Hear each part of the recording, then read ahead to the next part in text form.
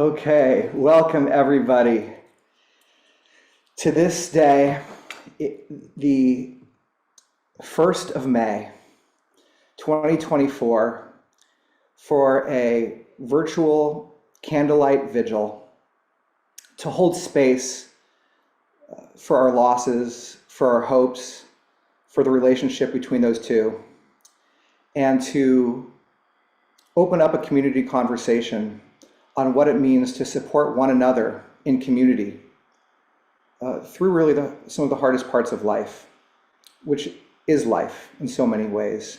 As my co-founder Jeannie Blaustein says,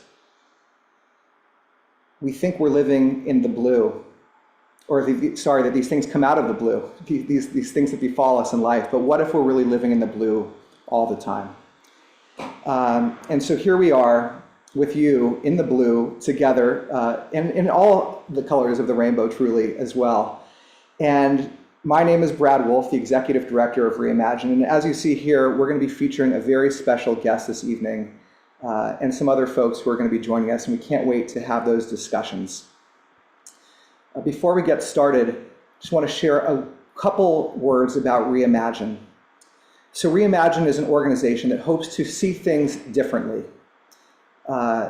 And to us, that means opening up these conversations for people of all backgrounds to face loss, to face all forms of adversity, and to face really potentially what we might consider the greatest challenge of our lives is the fact that it's impermanent for all of us.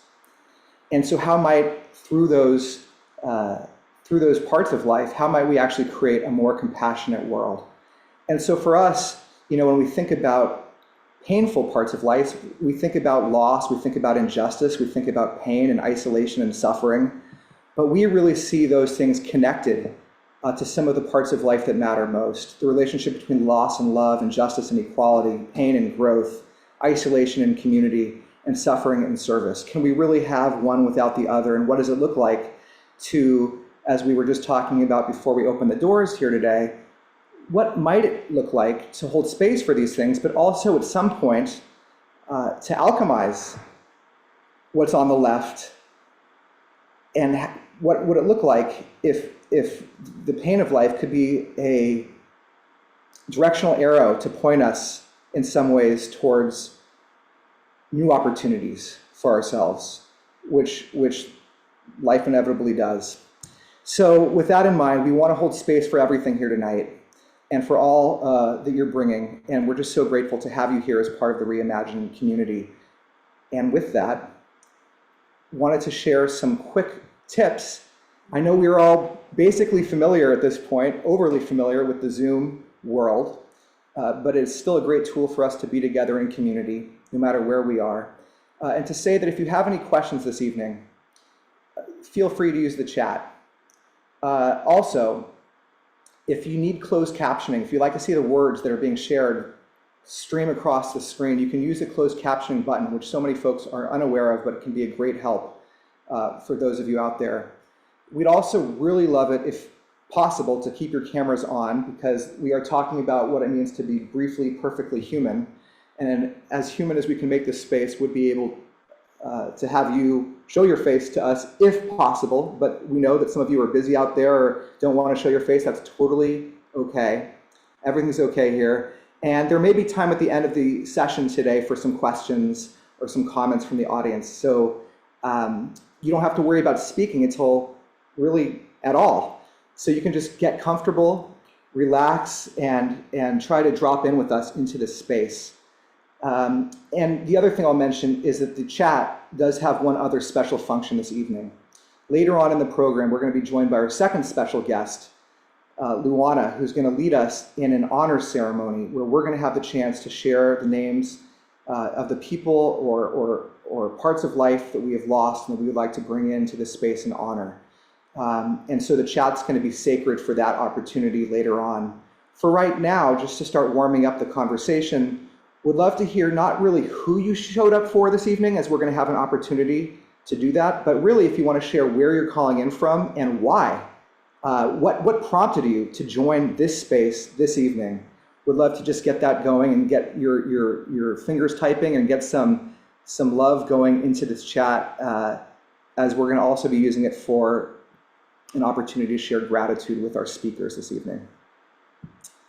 So, moving right along. Yes, we developed a set of principles, and Andy, I would love to call you back in if I may.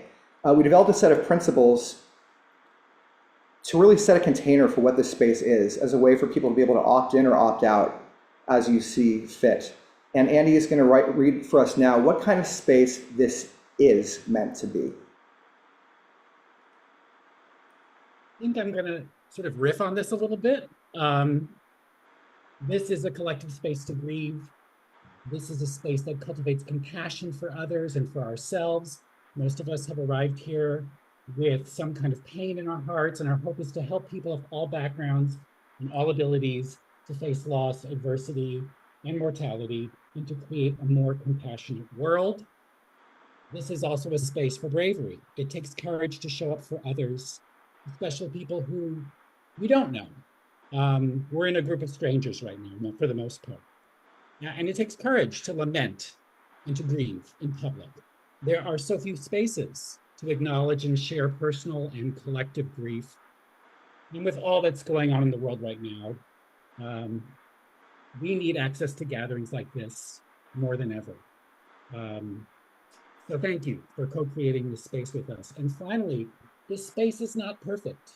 We might fumble, we might falter, we might offend, but we ask for your grace, going with grace. What this space isn't, it's not about blaming, it's not about imposing religious beliefs on others, it's not about providing solutions, about fixing things.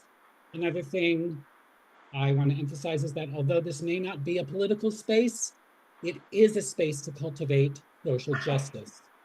Our colleague Mazen Jamal has offered this definition of justice. It's, quote, an environment of integrity and wholeness achieved through healing and transformation. When justice is present, we can trust that our safety and well-being are valued in a community or society. This is our aspiration tonight. Andy, thank you so much. That was really beautifully said. And so if those principles of this space align with what's in your heart this evening, then please remain here and open your hearts to participating to the extent that you can. And anyone's free to leave at any time. So thank you again for your participation. So just a brief background on what we're going to be doing together so you understand the trajectory of this evening. First, yes, I'm Brad, and I'm going to be gracing us with some music this evening. Hopefully it will feel like some grace. We have a gorgeous altar that is the centerpiece of what we're doing this evening. You're going to see that time and again. And I want to thank my colleague, Dara Cosberg, for designing such a beautiful flower arrangement and altar for us. Thank you so much, Dara.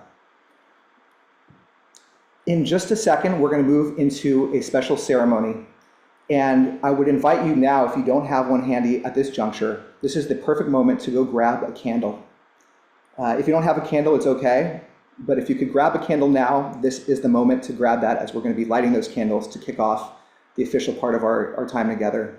Then we're going to have our featured conversation with the incredible Alua Arthur, and then move into the honor ceremony with Luana. And then finally, we're going to end with a collective candle extinguishing and a final closing and wrap up. So that's where we're headed this evening, and let's get going. So I want to invite everybody at this moment, if you have your candles handy, why don't we take a beat and light those candles.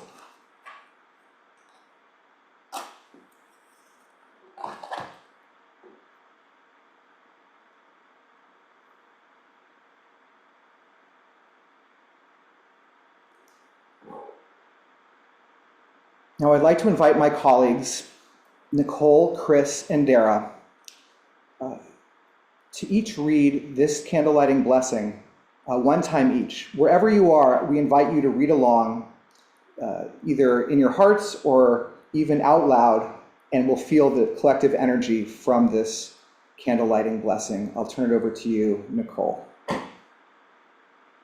By lighting our candles, we mourn division, terrorism, murder, war, trauma, hatred, and all that is disconnected from love. We honor our personal dead, the dead across the world, and all of us still here together.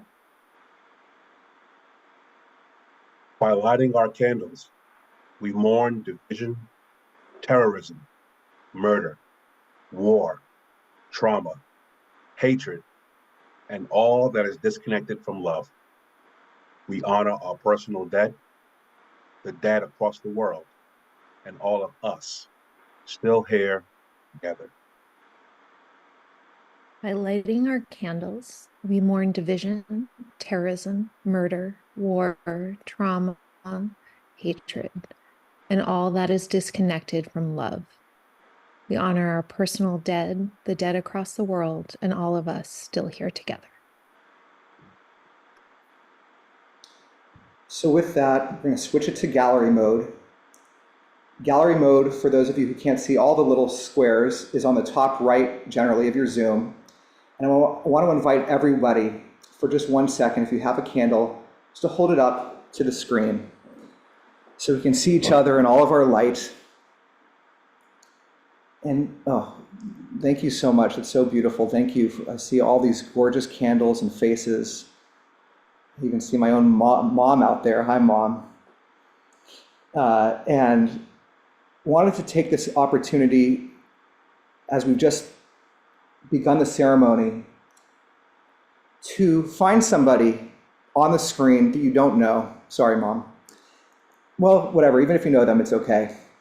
And make some eye contact with that person, and just think in your heart. We'll take about 20 seconds of silence to offer that person some kind of loving kindness, some kind of blessing, some kind of intention for them that you can offer up to somebody that you just are meeting now for the first time in this small window across the world. And let's just see together how that feels with our candles lit.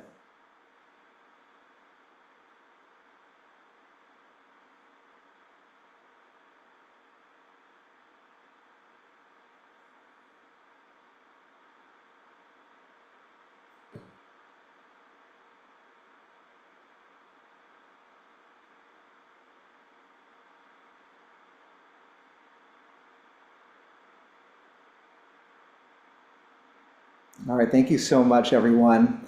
And Patrick Thompson, I hope you could feel that energy out there.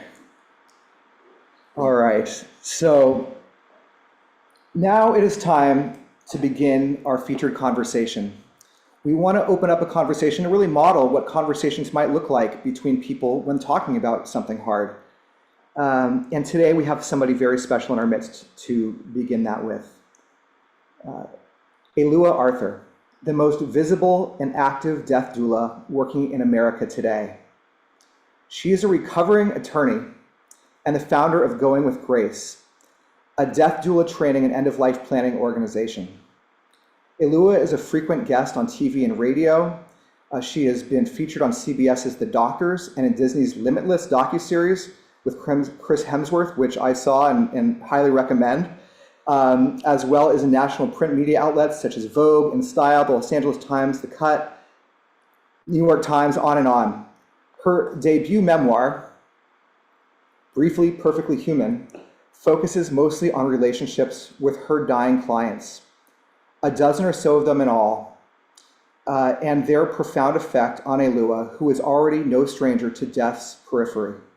Her family fled a murderous coup d'etat in Ghana in the 1980s, when Alua was barely able to remember those moments, but they stayed with her, and she has suffered major debilitating depressions as well, which is not something, I'm out of turn in saying. It's a really central subject in the book.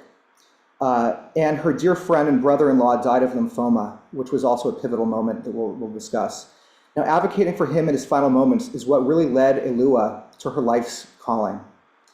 She hosted a workshop, additionally, at Reimagine's 2019 festival in San Francisco, and in 2021, she led a virtual program with Reimagine with one of her colleagues in life and a mentor, B.J. Miller, and her friend Claire Bidwell Smith. And I have to say, I had the opportunity to read this book.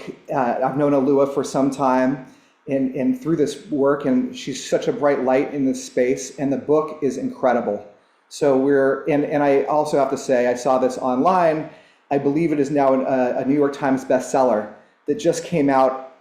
This book literally just came out, and it's already on the New York Times bestseller list. So we're just such an honor to be with you, Alua, as part of this honor ceremony. Thank you for being here. Thank you very much for having me and for choosing me for this in particular. Well, I feel like this really, is an embodiment in some ways of what you are about. In terms of, here we have people in our call here, as you can see from the chat, who are mourning all kinds of losses in life right now. And you have been with people and really are changing the narrative in our culture around what these ways that we relate to the hard parts of life. I want to begin, though, given that we've just lit candles, just give you the floor and space. If there's anyone or anything you want to call into this space to honor as we light these candles, the floor is yours for that. Absolutely. Right before we began this call, I got the benefit of hearing about Anna Thompson, who is the mother of one of the staff members at Reimagine. And the way that Chris shared the story of his mother really touched me because of, obviously, evidently, his love for her, his love of who she was before her illness, and also loving her through her illness. And so I want to call Anna Thompson in present with us for this whole gathering. Thank you, Chris. Chris, thank you so much for sharing that before this call. And Alua, thank you for your kindness, and we'll hold Chris, your mom, in our hearts this evening, as well as all of our losses. So let's talk about this book and really more, what it says about you and where we are as a culture. There's so much in this book.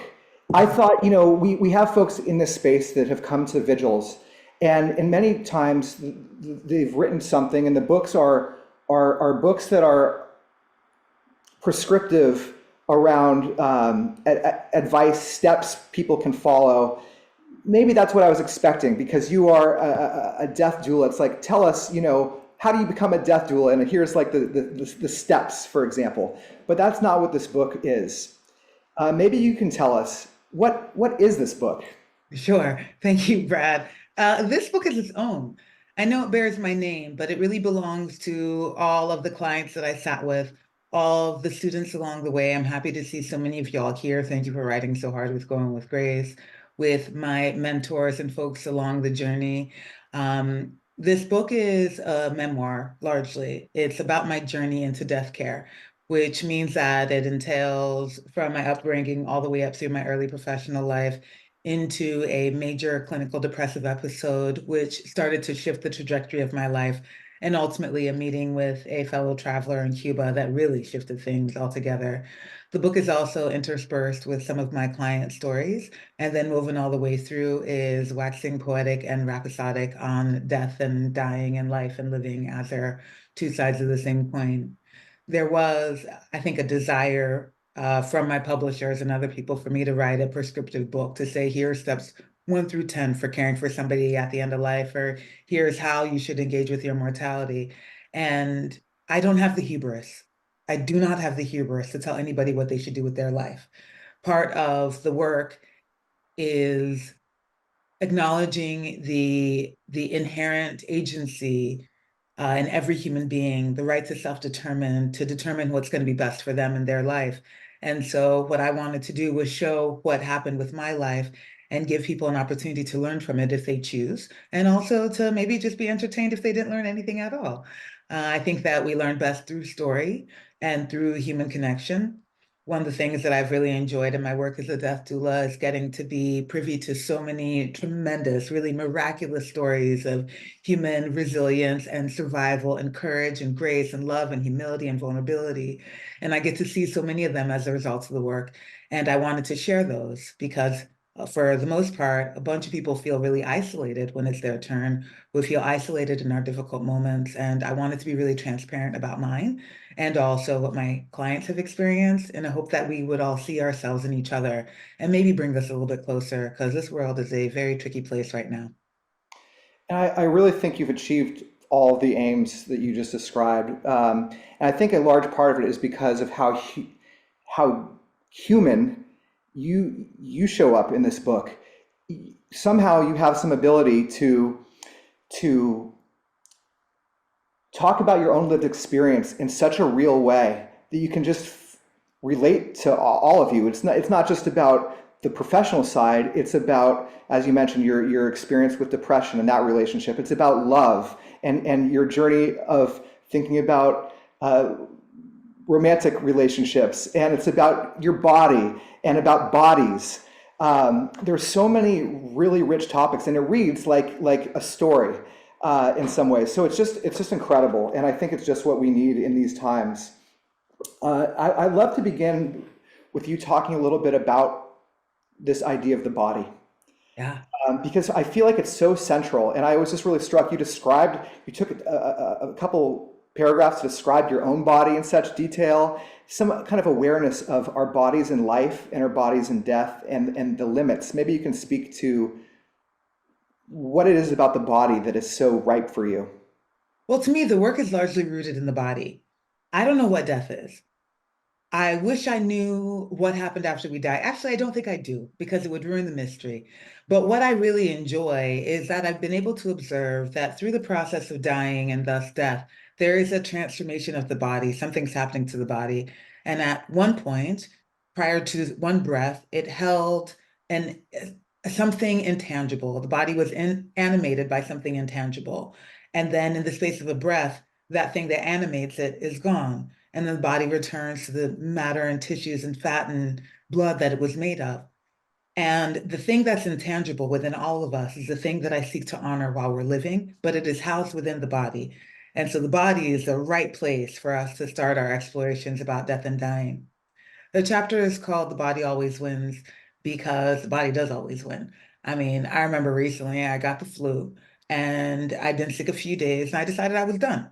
So I got up, I tried to clean the bed, I tried to clean the house, tried to walk to the grocery store to go get some food. I made it half a block before I had to sit down and return right back to the house. I took an Uber, in fact, half a block to get back to my house, because I was not done being sick. I decided I was done, but the body wasn't done. I see so many people that just want to be better, that want to will themselves into health. And yet when the body is done, the body will be done. And so I look at how we die and the process of dying as the relationships that we formed with our bodies. The body is a site that we get to experience this magical playground of earth through the sensory experience and the ability to look somebody that you love in the eye and taste a delicious something.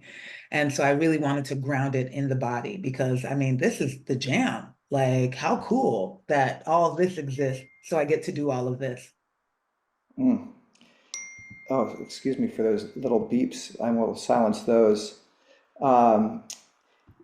So how is your relationship to I'm curious, because I think it's a great example. How is your relationship to death shaped your relationship with your own body? Yeah. This is the body I live in, and it's also the body I will die in. This is what I've got. One thing that's been kind of fun and bizarre is the process of aging. And there's more gray sprouting up here. I'm 45, I'll be 46 in late May, so at the end of this month. And the grays are coming more, and my knees crack a bunch more, and it takes me like a little longer to get up. And I realize I still got a ways to go if I live that long. But to me, the opportunities you get to celebrate, the little things that are more tricky now than they used to be, is a gift. To age means that I'm still living. And one day I will not be aging anymore, and it'll be because I died. I get to celebrate like the fact that I get to be here in this body for as long as I can, and may as well make home in it, I think dying is in large part a process of coming back home into the body and allowing the body to do what the body must do. And at some point the body is tired and it must rest. something that struck me in your book as well is this idea of, and it relates to the body in some ways, but of kind of taking up your full space in the world. Yes. And, in our community here, we talk a lot about creating space for others, holding space. And then there was just this brief section in the book that I was personally struck by about the way that you live your life, the way you see the living life is kind of and maybe it's personal to you. I don't know if you're advocating that we all do this or that's just your personality. But this idea of like you kind of taking up space while you're alive, maybe you could talk about what that means to you and how that relates to holding space for others, if at all. Absolutely. Yeah, I think it absolutely does. I'm big for starters. I'm about 5 feet 10 inches. I'm dark skinned, as you see. I have long hair. I'm loud. I curse. I can be obnoxious. I'm pretty bold. I wear bright colors. It's hard to miss me often, largely just because there's a lot of energy going on around me often. And that means that, well, there was a period of time in my life where I wanted to disappear a little bit. I wanted to blend in and I wanted to fit into my environment. I'm an immigrant. We moved from Ghana into a very, very, very white conservative Colorado Springs, Colorado when I was 11, just in the midst of puberty. And it was hard to fit in and to assimilate into that culture. And something that I kept getting reminded by my mom, by my parents, was that fitting in was never going to happen. So may as well just be exactly who I am and stand out. I think that so many folks try to play small and be small to avoid ruffling any feathers or to avoid, I think, filling out the edges of this body and this experience while we're here. And we may as well fill it up. That doesn't mean go, go, go, do, get, but rather to like be as authentically me as I can be, to get to the very edges of my being, to fill out this life so that by the time it's time for my dying, there's nothing left. I don't have any additional questions about who I wanted to be or how I want to spend my time or what I want to say or what I want to wear or twirling down the street. If I feel like a twirl coming on, I will twirl. I most definitely will twirl. We are forewarned. Yeah, a twirl might be coming. But the surprise of it is nice as well. Yeah. So, I'm really curious. The book guides us through your journey of being in such a vulnerable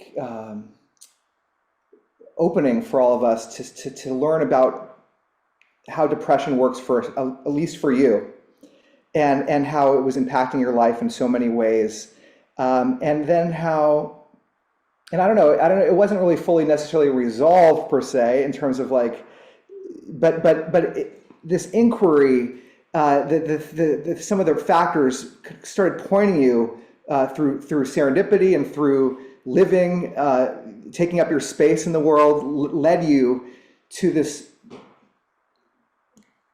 pursuit of being with others by their bedsides and in their final stages of life, which is, it seems like, given you such a gift. Can you talk to us about depression? And how this journey of being with death has related to depression for you. Yeah. Thank you so much for this opportunity to talk about depression. I love talking about depression, not because I love depression, but because in the midst of it, yeah, I felt so isolated and alone. And I wish I'd had me to say, baby girl, it's okay. Or one day it won't be this bad anymore. And I didn't. So I'm going to preach it as much as I can. That for me, my depression at the time was in direct response to living wholly inauthentically. I had been practicing law at the Legal Aid Foundation of Los Angeles for almost 10 years. I've been trying to shove my body and my life into a little box that other people had set out for me, which looked like practicing law, getting married, eventually having kids, which I chose not to do, but just living in certain confines, and it wasn't working. Everything inside me was screaming to get out, but I refused to listen.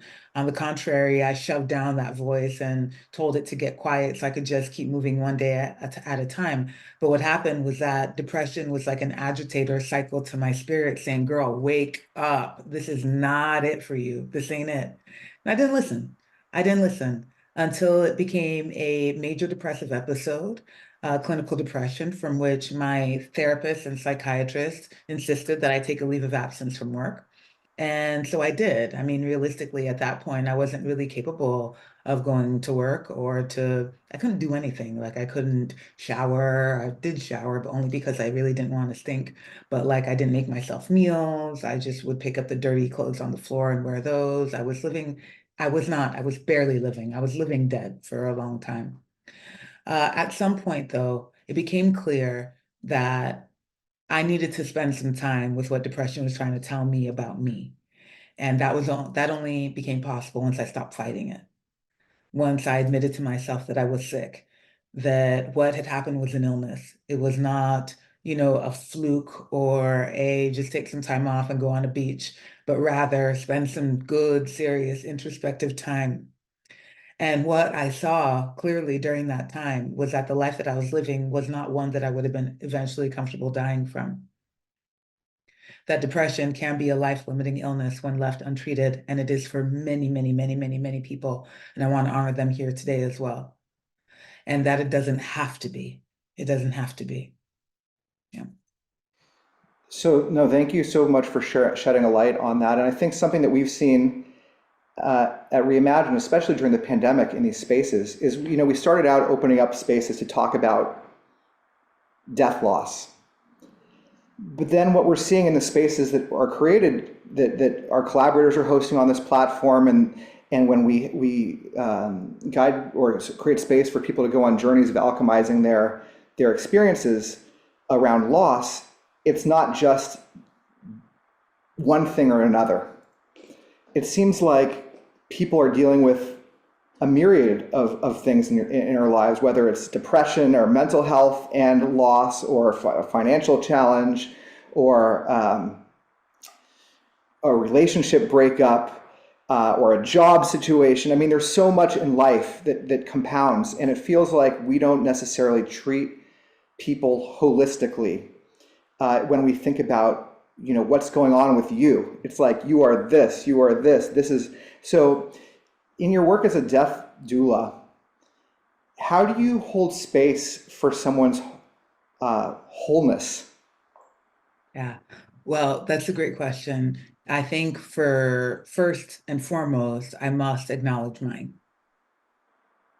Because if there are parts of myself that I shun or try to hide or cannot reconcile, I'm eventually going to do that to somebody else. That in order for me to honor the totality of lived experience with an individual, I have to accept them for all that they are, not just the parts that I like or I'm comfortable with or the ones that make me feel happy and good and smushy inside, but the totality of their lived experience, even the things that they did that they don't feel proud of, I gotta accept them all for who they are, which again means that I must also do the same for myself. I believe that as we are able to honor the totality of the lived experience for each individual, again, for all their intersections of identities, for all the things that they've done and haven't done and wish that they would have done, if I'm able to do that while somebody is dying, I should be able to do it while they're living. And if I can honor somebody for the totality of their lived experience while they are living, I do not believe that the systems that keep us disconnected from one another can coexist. Shall I say more? Okay. When I'm honoring somebody's whole life and they're dying, I'm honoring their humanness. I'm honoring their grief. I'm honoring their trauma, their pain, their sorrow, their joy, their quirks, the things that really light them up, the way that they dress, the way that they express themselves in their gender or sexuality or the whole nine. And if I'm honoring their humanness, I have to also honor their grief. I have to also honor them as a complete human. There's no way that the systems like white supremacy, transphobia, homophobia, even all the mass death that we're seeing currently, they must, as an element of those systems, must dehumanize the individual. And you can't dehumanize an individual if you're honoring their life and thus their death. You can't. You can't. Those two things cannot coexist. They butt up right against each other. So to me, being able to compassionately be with one as they are dying for their entire lived experience is a radical act that has the capacity to break down the systems that keep us disconnected. I believe that wholeheartedly. I know I'm a dreamer, right? I know I got my head in the clouds a little bit, but I also have these feet on the ground and have hands on humans. And I've been able to see the impact, the powerful impact that compassion has on a dying person in the family system when we can hold them with honor.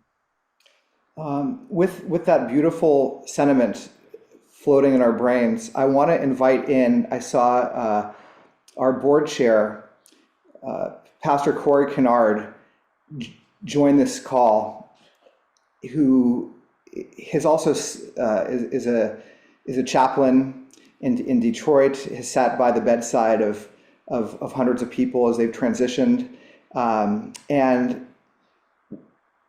I know has met Alua, excuse me, before. Corey, I'm curious what's coming up for you with what Alua has just said about what it's like to this radical act, and any questions that are coming up for you also for Alua.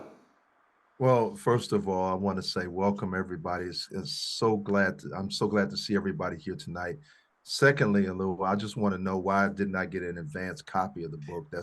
I got some beef there, but it's all good. No, I love you. I love you. I love you with all of my heart. I appreciate what you're saying.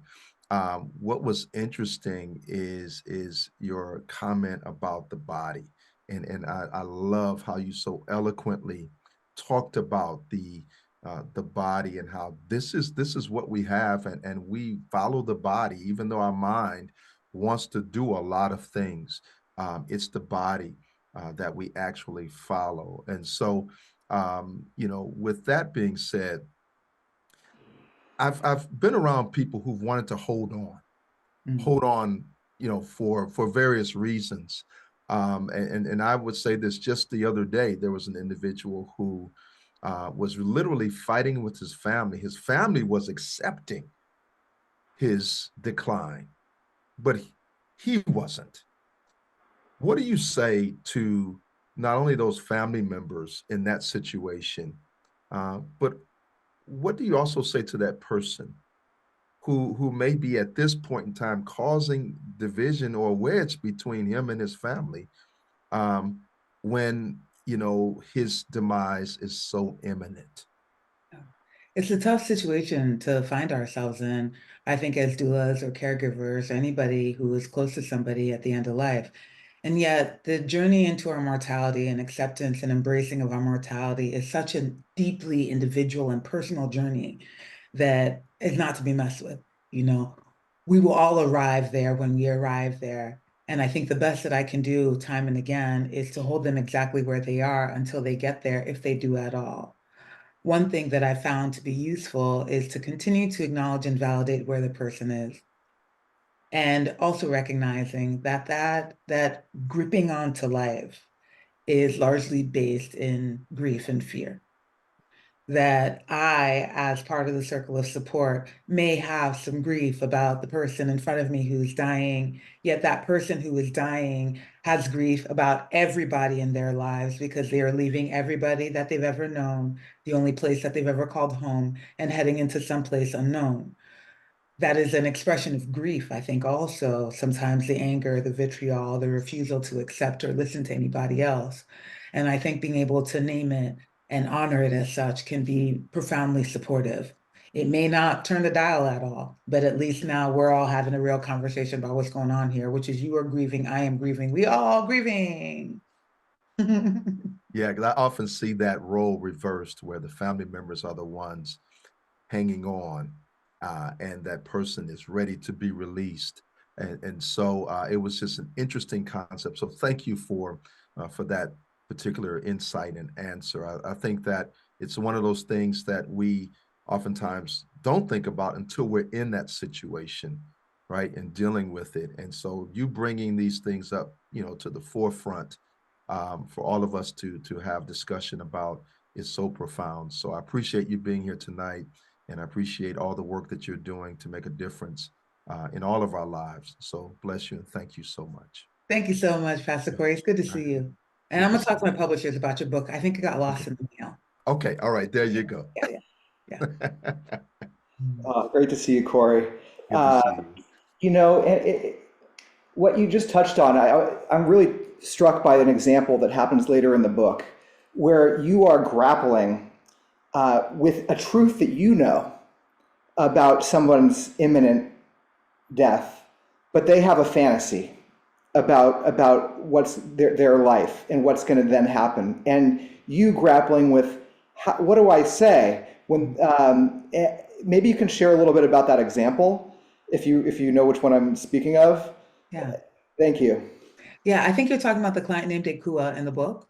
Mm-hmm. Ekua was a dancer in her life, and she had a bone cancer, an osteosarcoma that caused her to not be able to move anymore. She'd been confined to a bed for weeks, and her disease prognosis sounded very much like the end was not too far off. I was hired by her son to come into the home. He told me that she was clear that she was dying. Everybody was accepting of it.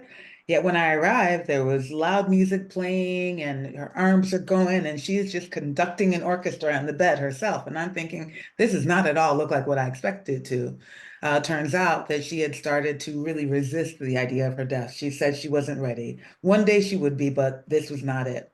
And so I chose to ask her what she wanted to experience in the time that she had remaining, rather than argue with her, rather than try to force her to see a truth, just to be in it with her. It's a expression of compassion, which says, I don't understand what you're going through. I don't really know what your experience is right now, but I do see where you're at. And I'm going to acknowledge it and I'm going to validate it. I'm going to be in it with you for as long as you need me to be.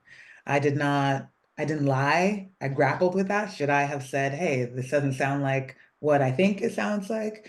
I questioned that.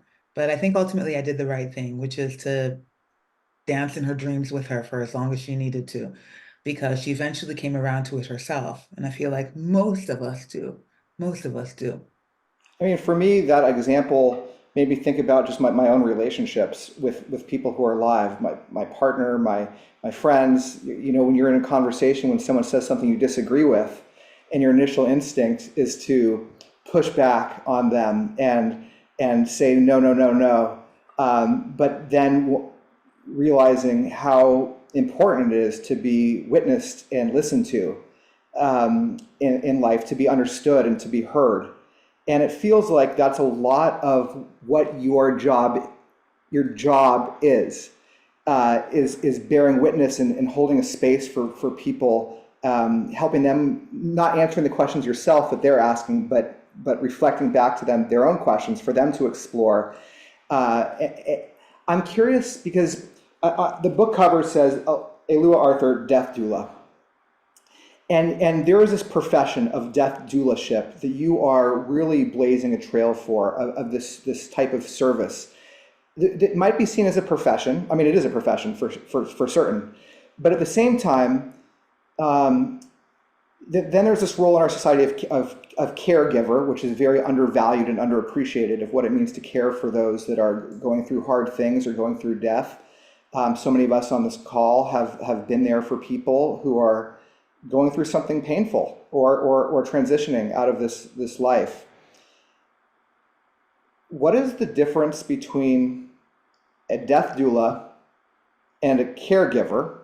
Mm-hmm. And how might we all of us who are caregivers, maybe we're not going to become death doulas, but what can we take away within our caregiving or within our own way of being for people or for ourselves from death doulaship that might be integrated into just how we function around these tough moments without that professional title, for example? That's spectacular. For starters, this work has been around since time immemorial. You know, as long as humans have been living, humans have been dying, humans have been supporting them through their death. And so the emergence of this profession is fit for our modern times, which is an outsider who comes in to support folks as they journey with the emotional and practical, sometimes legal, sometimes spiritual elements of their preparations for death and dying. And the people that are doing that within the constellation of care are the caregivers. I think this is true, but please give me the grace if it isn't. I believe that all caregivers are death doulas, but not all death doulas are caregivers.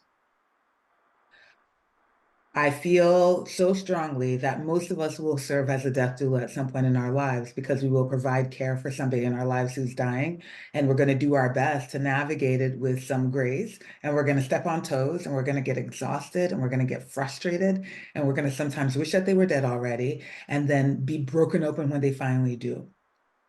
I feel so grateful to get to sit in this position to shine the light on how we're caring for people as we die because of the millions of caregivers that are doing so without a thank you or a dollar or any acknowledgement. And I do not take this flashlight that I have in vain. I don't take it for granted because of the value of caregiving in our society. And I wish that all of us, every single living person, especially those in Western society, had some functional death literacy, some functional skills to understand how to sit with grief, with compassion, and how to navigate bureaucracy when somebody's dying, or some of the things that we need to have prep before somebody dies. These are all things that we teach and learn in death doula training, particularly at Going with Grace, but also we work on our personal relationship with death to make sure that we're doing our best not to collapse the space between us and the people that we are caring for.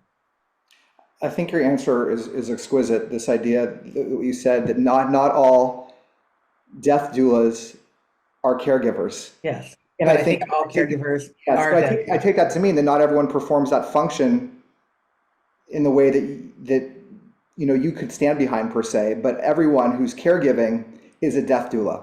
Yeah. I just want to Most reflect that people back. do I it. think that's a very, very powerful idea. And especially when you see the title, because when you read the book, you refer a number of times to we in terms of this, and it feels like you're talking, on behalf of death doulas, which you are. But to hear you talk about it now in this space, and to understand that when you talk about death doulas, you're talking about also we as all caregivers, as all people who love somebody. It's just really profound, the lessons that then emerge for anybody who's reading this book. So thank you for that.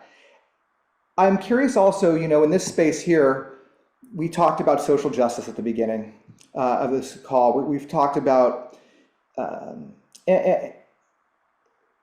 there's a lot of pain in the world. There are these personal losses, and then there's all these smaller, I don't want to say smaller, that's not the right term. There's all these deaths that we experience that maybe aren't death of a human, all these losses, all these grief-inducing experiences that we have. I'm curious about death doulaship and what you've learned. This kind of gets into what it means to be perfectly human and live. But how can we apply these tenets to these other challenges in the world? Yeah, I think that the same principles hold true around acknowledging my personal relationship with death, my relationship with my life, compassion, and more compassion. Grief, acknowledging my grief, noticing what it is that I'm grieving, noticing like the little vestiges of grief that live inside me that don't just look like a death, but also look like grieving the decisions the government makes, because there's grief involved in that too. So I think time and again, the invitation is to sink deeper into what it means for us to be human, for me to be human, what my human right entails, for all that it entails, for my frustration and the places where I'm having a hard time sometimes, and to be okay with that. Because the more that I can be present with like me for all that I am, I think the easier it is to be present and hold space for somebody else's, and to also acknowledge the things that feel like grief to me, even though they may not to other people, like the government. Yeah, and it's interesting. I mean, what I find additionally powerful is, when you have someone that you love die, that obviously can feel so big, so encompassing, and so personal. some of the and you've sat, you've had your own very personal losses within your family structure. Your brother-in-law, who is such a central figure, the father of your I don't know, nieces and nephews. My niece, yeah. Your niece. Yeah. But then you also react to other things in the world, other deaths. Michael Jackson, Elian Gonzalez, other stories that, in our world where we're so connected, we see things on television, we listen to music, we're part of a culture. Other things affect us so deeply, and you're not afraid to talk about your experiences of being moved emotionally by what is all around us.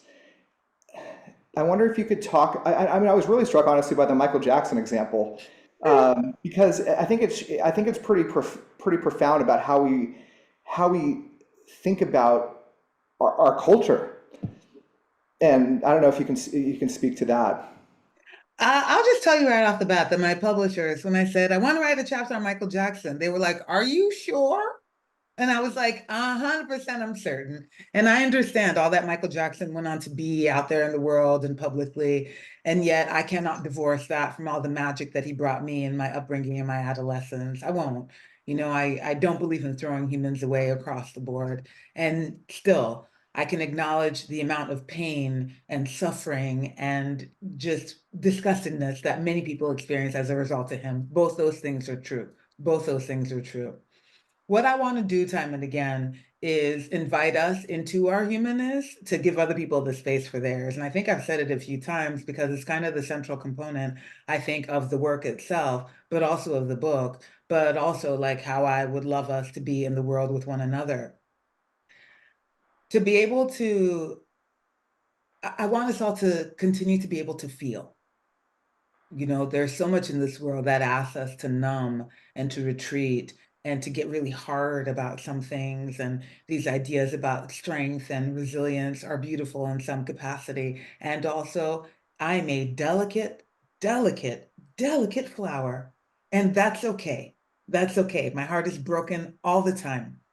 And I don't ever want it to get to the point where it is no longer broken, because that broken heart has been the one that has led me to want to care for my fellow human, in this way, but also in the way that asked me to keep the door open a little bit longer when there's an old person who's coming in right behind me. I want us to all continue to stay soft, despite all the pain that we're seeing, despite all like the suffering and the needless death that we see all the time. I want us to continue to stay soft. And how can we do that? How can you do that? I mean, this is a question I feel like it's so central because we all go through hard things, right? But now you're sitting at the bedside of people dying, and yet, at one point in the book, and we're getting to the end of this conversation, but the best advice you ever had, you say, was protect your heart. At the same time, your heart is so open to. And I think a lot of us, when we think about protecting our heart, tend to kind of, want to shut down it's like, and push away these hard things. But yet here you are sitting by the bedside, not just of your family member, but now person after person. And you're getting invited to funerals, and you're still going, and you're weeping on the pews. You're still connected to all the people for whom you care. And your heart is still soft. You hear people in the healthcare profession who go, and it seems like not everyone feels that they can do that, to stay soft. But I don't know, just how in a world like this, with so much pain, and so many folks that aren't in this space here tonight, who can't maybe hear this. Yeah. What do you think is going on, or what could shift, or just help us understand how we can stay open and soft amidst everything? Simply grace, compassion, and the experience of grieving. because with all those, particularly with grief, when I let myself be broken open by something, I allow a new version of self to emerge. And that new version of self may be one who now has a big stand against something that's happening in the world that makes her really sad and upset. Through grace, I allow myself to be learning constantly, to be growing, to be shifting, to not have the answers, to be in the I don't know. And through compassion, I can allow my fellow human to be exactly who they are, where they are. Um, and boundaries, and boundaries. I think through the first three, I began to understand a lot more of what isn't mine to keep. You know, I come with folks and I carry with them a ways, but it's not mine to keep carrying all the time as well. Yeah. Yeah, it just seems like, some of these ideas that you're mentioning, I think are ideas that I think we as an organization are have a curiosity around, this idea of how grieving can, what does it mean to, Claire Bidwell Smith talks about grieving consciously, and this idea of not necessarily, there's a way we think about closing our hearts in grief. Yeah. And grieving might be just kind of saying, I just want to get back, I want to be strong. And that's a way of being resilient through grief. It's like, oh, I can get through this. Mm-hmm. But I think your life story and this idea of, you talk openly about psychedelics as part of your journey, but just, it's a mindset of exploration and curiosity around life, and seeing that everything leads towards, everything keeps leading towards something else. Mm-hmm. But only if you let it, or let yourself continue to explore. And I thought that's what I really took away from your book, is this vivaciousness for living, and the idea that in grief, we can be open to something new. Always, always. I'm pretty sure I wrote the sentence because some of these sentences just stick in there and we'll never let go. But grief can be the fertile soil in which we allow ourselves to be reborn. It can be. In the midst of the grief, it doesn't feel like it, it feels like this is it, and it will never feel better, and I will never be okay with living without them, etc. And then as life continues, you learn how to navigate it and how to dance with it. It's been 10 years since Peter died, and I still miss him fiercely. I thought I saw him on the street the other day. I know he's dead, but I still thought I saw him.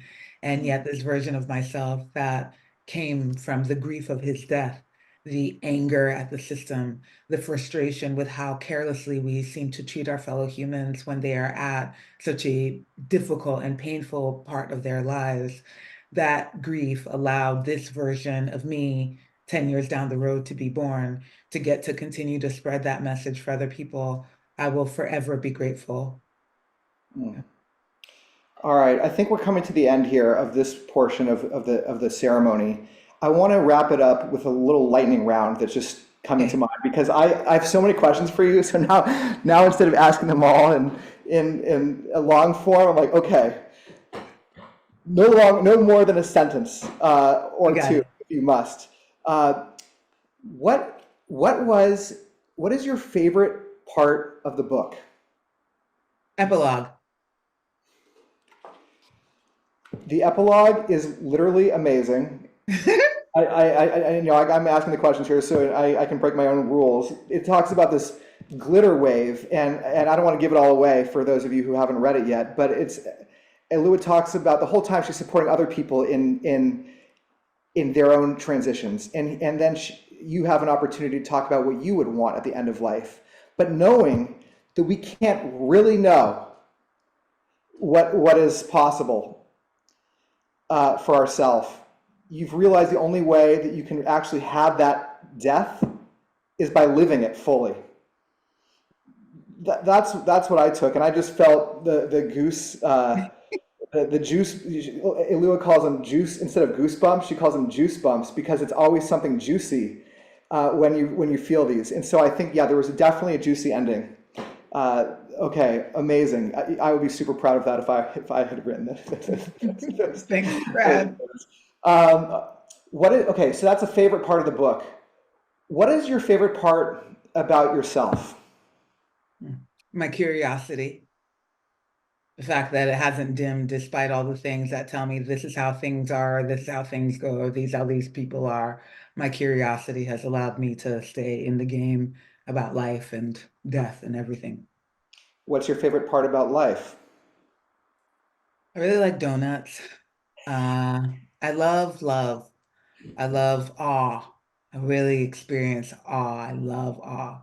Every time you're like, wow, that's really cool. Then I guess for all the people that are here tonight, we're all holding space together for some hard things. What is your favorite part about this space? How tender people can be, how human we get to be together when we're grieving or when we're just navigating difficult things or somebody's dying. It brings out the most human. And I think people are the best of themselves, sometimes the worst of themselves when somebody's dying or they're caring for somebody, they're in grief. But yeah, we're tender. So with that tenderness, Alua, I just want to say thank you so much for you being with us. We've wanted to have you on here for a while, but it was perfectly serendipitously, not even serendipitously, it's like, yes, we should wait for the book so we can have this really ripe conversation.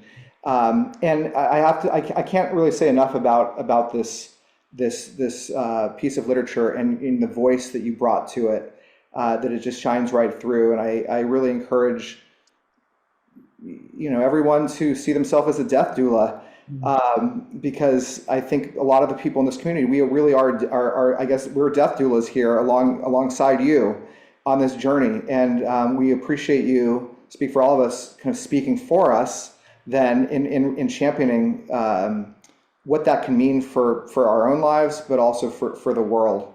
And I think we just want to keep you out there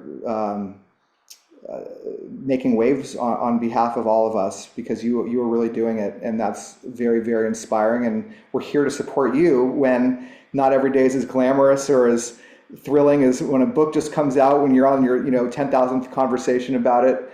Know that we are still behind you, and it matters so much. Thank you. Thank you so much, Brad. Thank you for this space to have these conversations and the organization you all have created. I'm going to continue to be stunned and inspired by what you do. Thank you. All right. Well, more to come with Alua, who will hang on for the closing ceremony.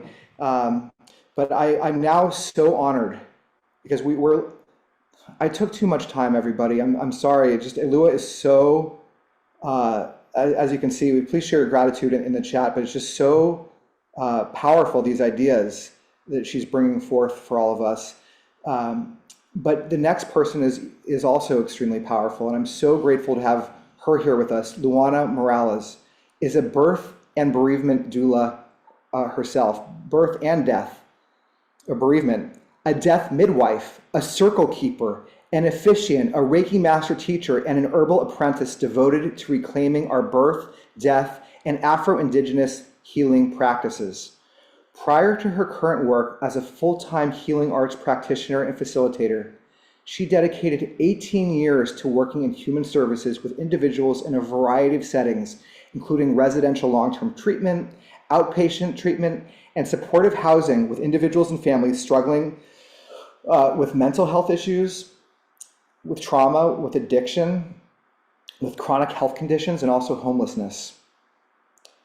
You are a true servant of humanity, and we thank you so much for that. You've dedicated 11 years to community-based parenting education, supporting families affected by substance abuse, mental illness, and trauma, and Luana founded Seeds of Our Ancestors.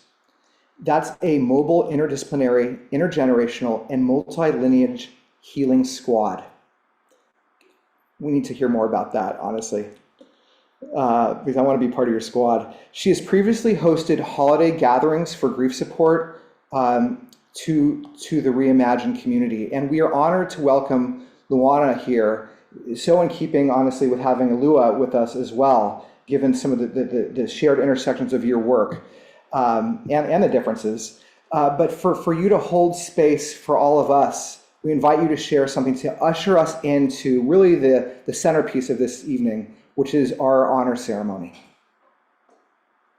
Thank you so much for that. Your beautiful words that make me feel incredibly awkward because because my comfort place is in the in-between. It's in the shadows. It's where nobody's looking. Thank you so much. I want to start off with just thanking Alua for walking in the fullness of your medicine. I touch the earth, to the way that you have alchemized those experiences and have been able to propagate some generous and strong seeds that are lifting up this work. So I wanted to thank you, and also to those who dreamed Reimagine. So before we begin, I just want to invite us into a breath, breathing in through our nose and exhaling through our mouth, and just touching our feet to the earth as you prepare to invite the people, those who we long to hear and see into this space. You know, one of the traditions that I'm part of, the Dagara tradition, by way of, ancestor Maladoma Patrice Some, and shout out to one of my spiritual mothers, Mama Lula Christopher. Fire is where the ancestors reside.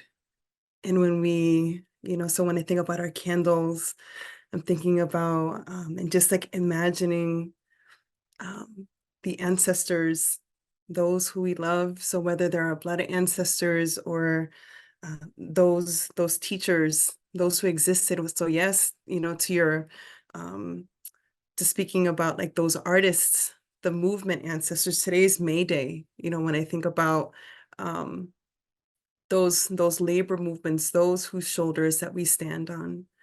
So I'm inviting us to write the names into the chat, calling them in, remembering them, maybe sharing what is the thing that you love most about them. If they're a family member, what part of them did you inherit? Like what part of them lives in you, through you, and through your descendants. So I'm inviting us to kind of like summon that, so we could bear witness to it. So I am the daughter of Maria and Rafael, who's an ancestor, the one whose death initiated me into this work. And absolutely, we're all death midwives, we're all birth workers, we're all herbalists. And once upon a time, the systems told us that, they professionalized them, they created distance between us and the earth. So what I want to reflect on is, may this be, as you learn from teachers like Alua, like the community aunties, like the community grandmothers, that we all know how to do this. And that all we have to do is remember that this way of like, of closing the gap between us and those that we love, between us and death, between us and nature, to invite us to be in that mystery, in re-indigenizing and reclaiming, because death work for me is deeply connected to liberation work, right? So being able to look at the life cycle with reverence, and yes, with curiosity, and less with, with joy, inviting us to get into that space of like, yes, living more deliciously, living more, living lives that, for some of us who came from people who experienced so much loss, to be able to to live into their sacrifice, to live out our inheritance, and to and through that, through the ways that we live, through the ways that we love, to free our lineages, to travel back in time. You know, some of my work, you know, I frame it as like part of what we get to do when we do our healing work, when we touch our grief with compassion and courageously. And courageous, like not fear, but you know, like even while we're scared, may you allow yourself to like feel and receive that medicine.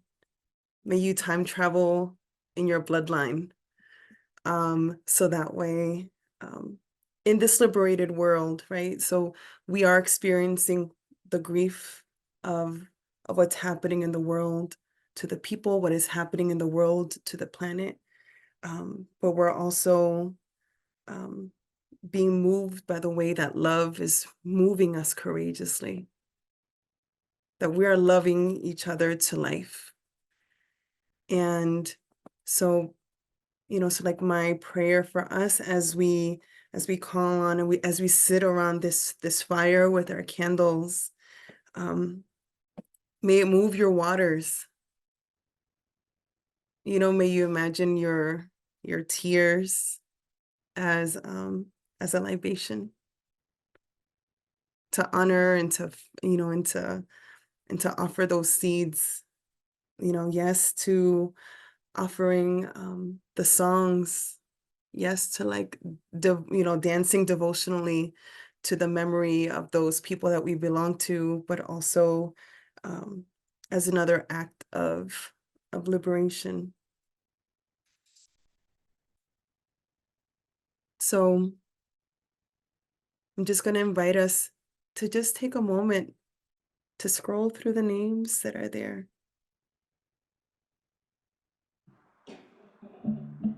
To listen for what makes it sing in your heart and in your body. To remember with each other. And to install the memory of this collective experience in your body. So in those moments when maybe we find ourselves feeling loneliness in our grief,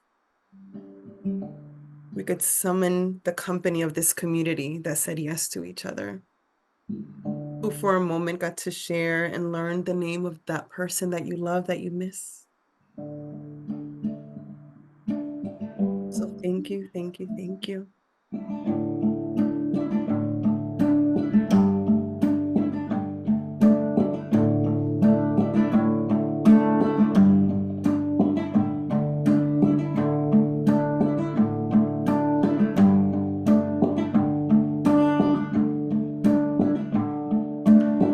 And now is the time to keep adding names in the chat if there's anyone you've loved and would like to bring into the space, or anything you'd like to let go of.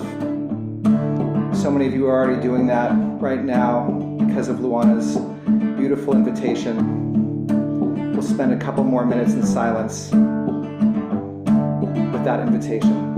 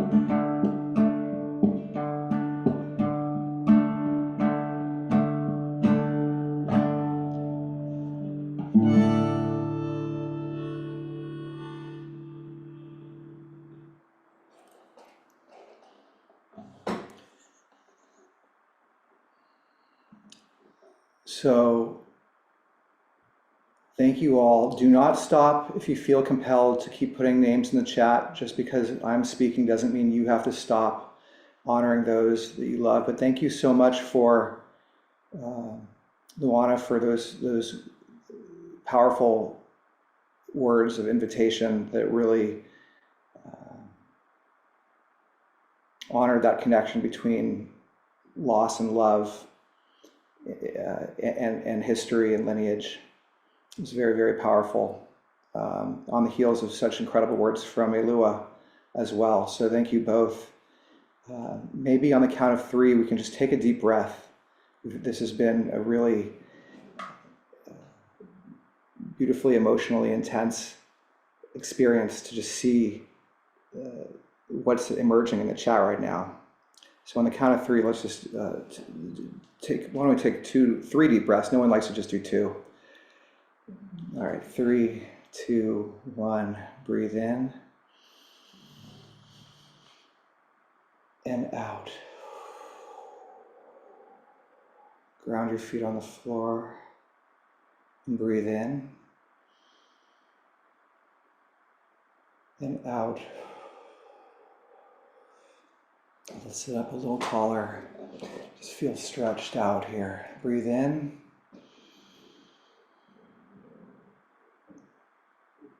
And out. And with love fully in our hearts, take one more breath. Breathe in. And out.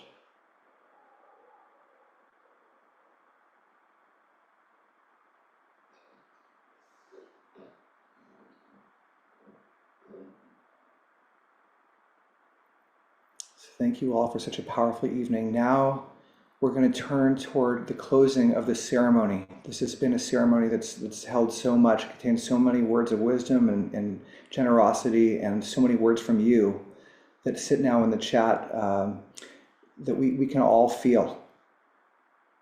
I'm just scrolling up myself right now just to bear witness, to see that we all lose so much, and we all love so much. And that's really a beautiful thing that we're co-creating together. So with that, I am going to pull, and I'm going to invite some colleagues back. Or no, I'm going to invite the wonderful presenters, honestly, that we just got to experience back together here, to close us out with this beautiful extinguishing prayer. So I again invite everybody to read this with me wherever you are. I'll go first, and then I'll invite Luana back, and then Alua.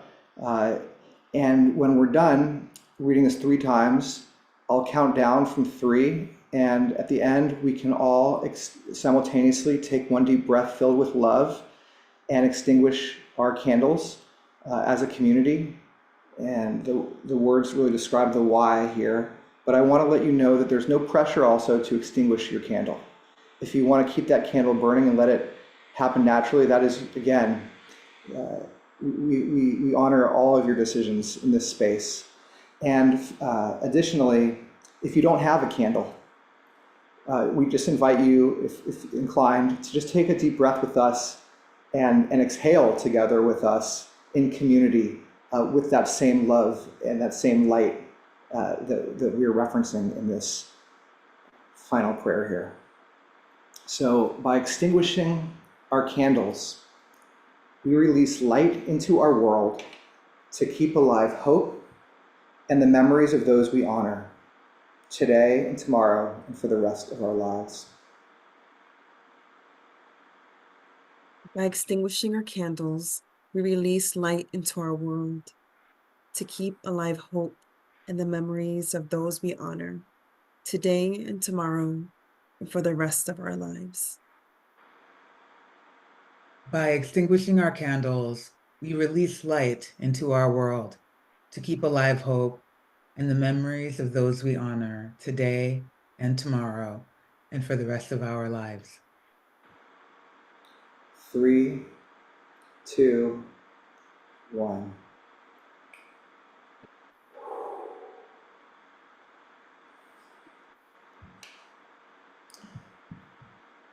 All right, everyone. So that concludes our formal ceremony. We have a couple last announcements to now make before we move on. But thank you so much for participating in what we just did. It was just such a pleasure to be with you all here.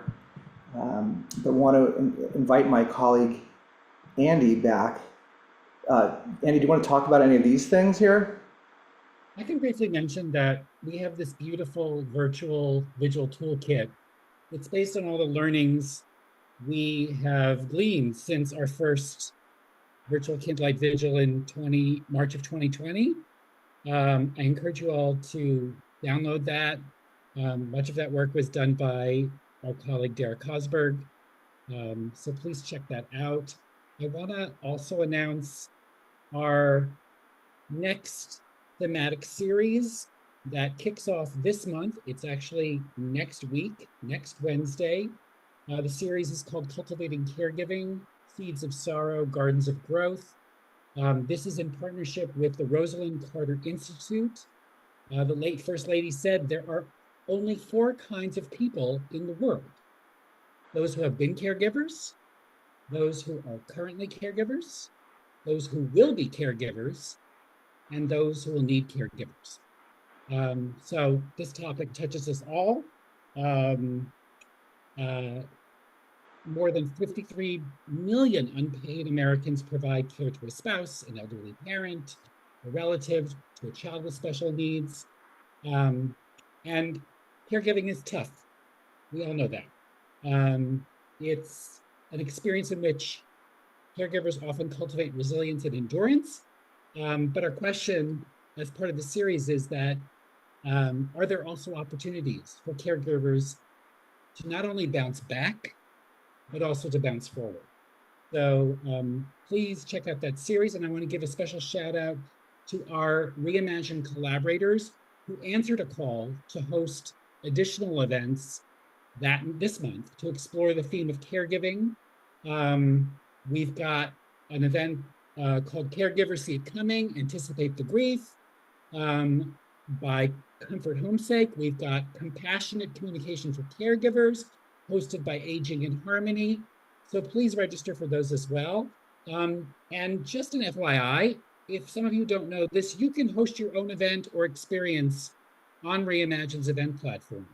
And we'll put a link in the chat so that you can learn more about how to do that. I would say the bulk of the events that you see on our schedule are courtesy of Reimagine collaborators. So thank you. We have our monthly COVID grief gathering and room for grief. These are drop-in sessions. People go into breakout rooms. They're peer-led, prompt-driven. So please join us on May 14th for COVID grief gathering. And also room for grief on May 16th. And we have our Mother's Day event on May 9th. Please gather for this conversation with Marissa Renee Lee, Michelle Horde, Stephanie Fu, and Lisa Kiefauver, all 4 remarkable individuals who are joining us that day will bring intention to living a joyful and authentic life. And it's moderated by Amanda Klutz, host of the talk on CBS. We also have a new series called Making Connections with host Allison Gilbert. We're learning about loneliness, declared an epidemic by the US Surgeon General. And at this session, we'll have environmental educator Isaias Hernandez and sociologist Pamela Prickett. They'll be discussing systems and inequities that isolate people throughout the arc of the life cycle. And we'll be asking, what role does nature, the built environment, and public infrastructure have in forming stronger connections among families and communities?